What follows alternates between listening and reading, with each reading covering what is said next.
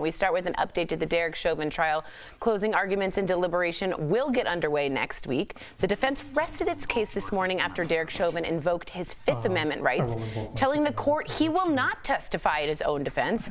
And in case you've missed what's been going on with the trial, today was the defense's third day calling witnesses.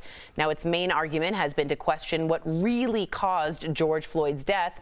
Yesterday, Dr. David Fowler, a former chief medical examiner in Maryland, testified. He suggested Floyd's death was caused by a number of things, including his underlying heart disease. He also argued it could have been caused by carbon monoxide from the squad car's exhaust. But that led to this exchange with the prosecution on cross-examination. Let's take a look.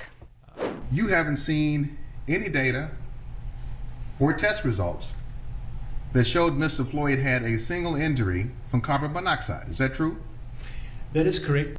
Did you see any air monitoring data that actually would give you any information as to what amount of carbon monoxide, if any, would have been in Mr. Floyd's breathing zone?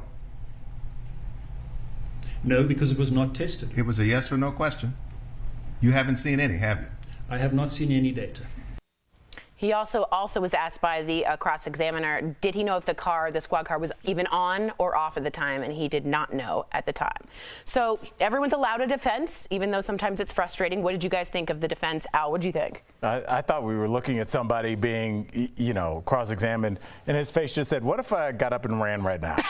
Wouldn't that be there's nothing funny about this case, but he was so wrong. If he had just took off running when anybody been like, I see you, I would have done that too. I mean, it's just that looked like what happened, Jeff, when you run out of nothing. Yeah. Hit nothing. Have you tested the air around the exhaust pipe? Is this what we're doing? This would have been better off not even being in the trial. I think we all agree on that. This is that moment when Chris Darden, was that right, made OJ try on that glove. Totally. And it didn't fit. Right.